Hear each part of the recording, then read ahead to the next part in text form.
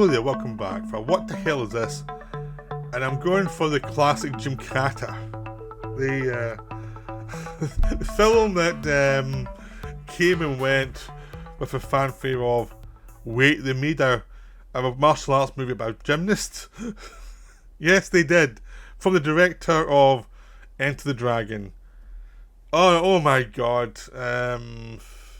If you want to know what Enter the Dragon may have looked like without Bruce Lee being involved in keeping control of it, this is the film.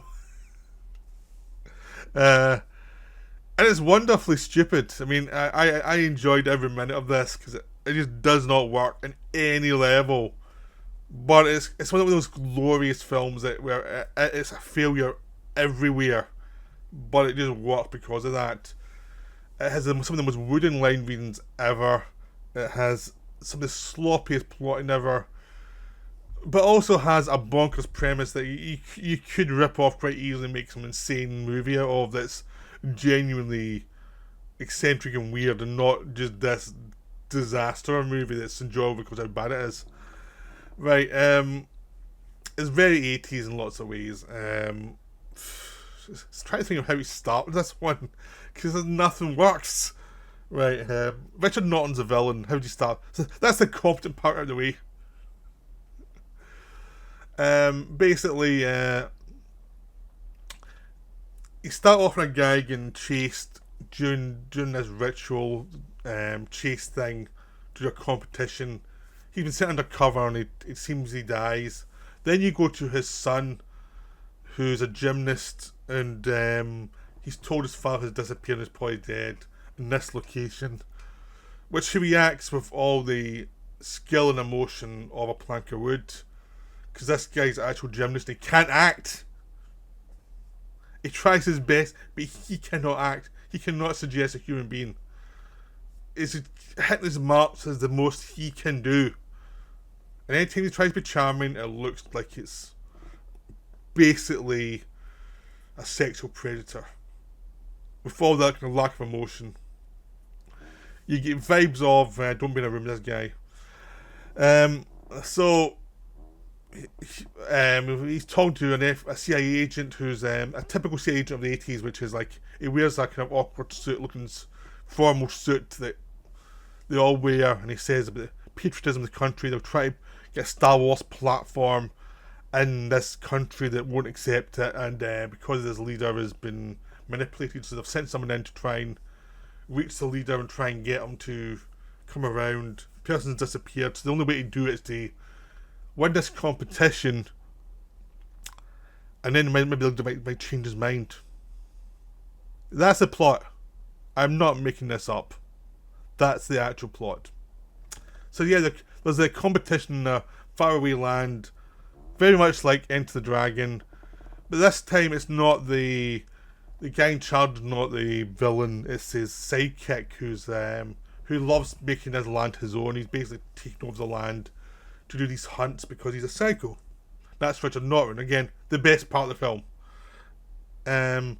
So yes, as soon as you get to the Star Wars platform, even then Star Wars was viewed as hokey and stupid, and you know the Star Wars defense system was viewed as just and they're saying this straight as if it's a great thing, and going to this faraway country that doesn't have any interest in their plans, as if they should be interested in it. And it's like, already you're the villain of the film.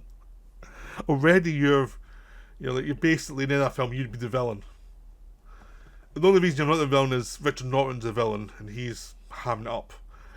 So we have a training montage where the hero learns lots of things apparently, but they're all kind of gymnastics based and learning how to punch as well. And it's like, shouldn't you not be sending someone who's that inexperienced, who doesn't need this massive training montage before they go in?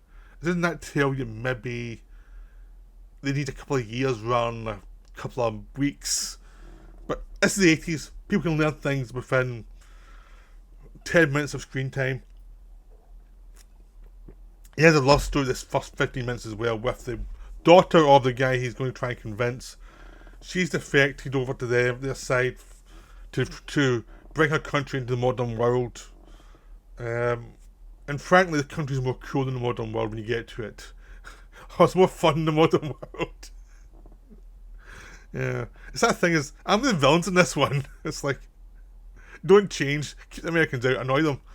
Um, so she falls. He tries to charm her, yes, like a sexual predator, and she falls for it. And so eventually they both start to go back to her country, and they stop off in a generic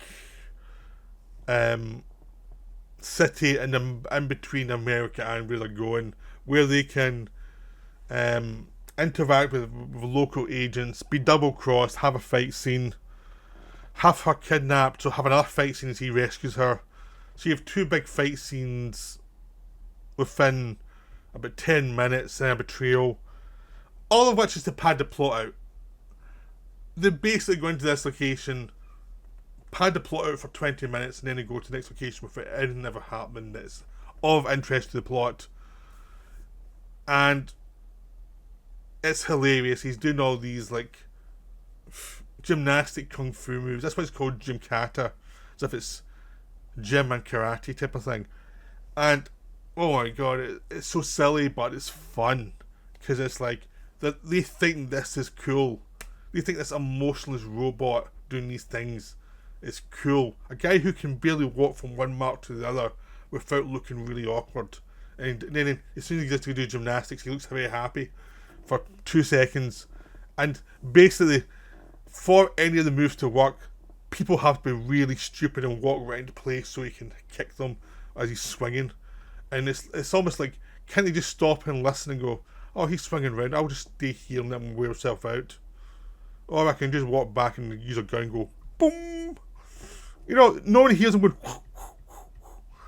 he does all these gymnastic things. It's hilariously bad. And then his attack on the place, again, leads to people having to be really bad at their jobs to actually, for him to win.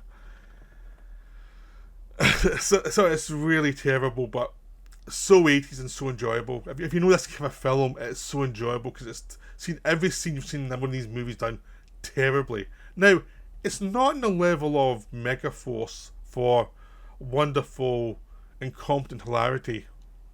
It's not quite Megaforce level. Megaforce goes even higher into insanity than this one does, but it gets a silver. You know, not quite there, but it gets a silver for effort. So eventually he reaches the country. He gets attacked, gets knocked out. So the first thing you do with your hero, as soon as he reaches the location, he gets him knocked out and look like a wuss. Yeah, that really makes him look good. Rather than just saying, please follow us, he gets attacked and beaten up. But he has to look like he fights a lot of these guys off before he gets knocked out. But it still makes him look like a wuss. So he goes to the place. He's told the thing takes place tomorrow. They get to see an example of the race on prisoners. Now the prisoners are killed off. They have a meal where his now girlfriend, the daughter of the guy in charge, has been captured as well, and she's going to marry the villain, Richard Norton, on a ceremony after the big hunt, apparently. For some reason, for some tactical reason, the father agrees to. Then we have the hunt. Now the hunt is hilarious because everybody who's in Richard Norton's group dresses like a ninja. But they're not ninjas. They just like the costume. All the guys who are getting chased are basically wearing all these shell suits and all these 80s style fashions. So you just every so often one of them gets killed off. In the film, it's like every 2 minutes someone gets killed off. You just watch how they die in each one, and they try to kill off our hero throughout, and he's always surviving. There's a massive big guy who's cheating and killing off his own people while he does it as well, rather than just letting them be hunted down. And he's just a psycho, and he's obviously in the pay of the villains. And the hero survives that, and it's like they've watched a lot of like Eastern films from Hong Kong who've done this kind of thing, and think, oh, we can do better, and they do it so much worse because they have no idea of the setup and the expectation might tweak and the heroic reactions that will get people interested. They've got an actor who can't have emotions, which is a problem, but also just the setup. Because in a lot of Hong Kong movies, the character tends to be stoic, but he still needs signs of emotion, which they can do in Hong Kong that this guy can't do. See, I was watching this robot go through these all things. He's trying to act human, but it never comes across right.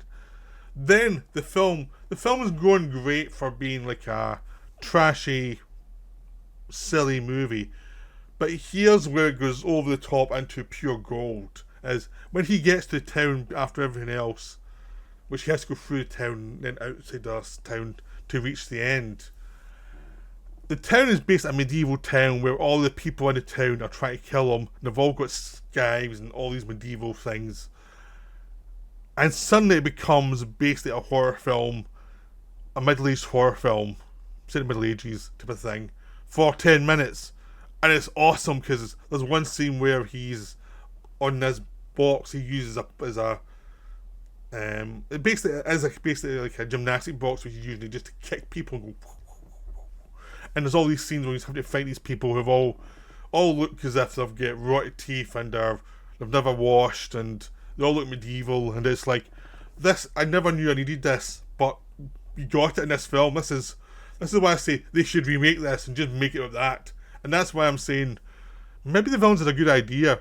I mean, having a hunt and then having people go through this town that's full of crazy medieval people, it's like, that's far cooler than anything the modern world can bring you.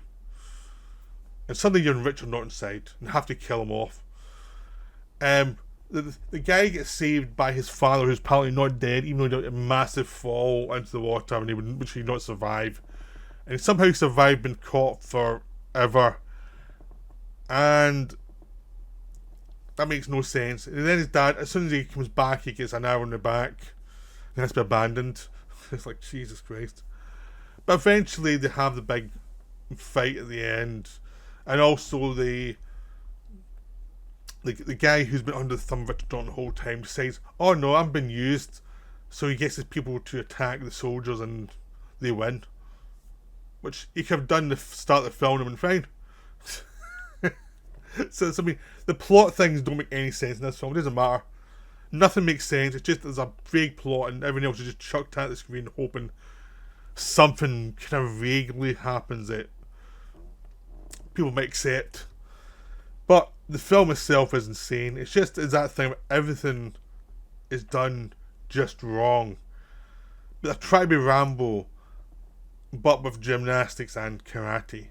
Like getting into a medieval type of thing and fighting hundreds of people and coming out alive, all for America. And Europe is a place of medieval torture, and yeah, the big guy gets killed by these people in a pigsty, which is great because it's just completely over the top. It's just everything that section is way over the top and absolutely insane, but just deeply wonderful. And it ends, I suppose, with everyone happily ever after, but it's just a stupid film that is irresistible. This needs a 4K remaster. I would buy it instantly. It's so bad, it's a bit like Megaforce. I want a remaster. I want this the best possible quality to watch its awfulness up close. It's just, the dialogue's terrible, the line delivery is just appalling. You have lots of actors who are trying around about the lead actor, but they can't get anything off him. There's no reaction off him that they can do much with. So it's like, anytime someone does a conversation with him, it's almost like they can smell his farts. And they're trying to not puke. Basically. They try to react. It's wonderfully awful. I highly recommend it if you can see it. If you like bad movies, this is one to see. So I hope you enjoyed this video, and I'll see you all later. Go see Gymkata.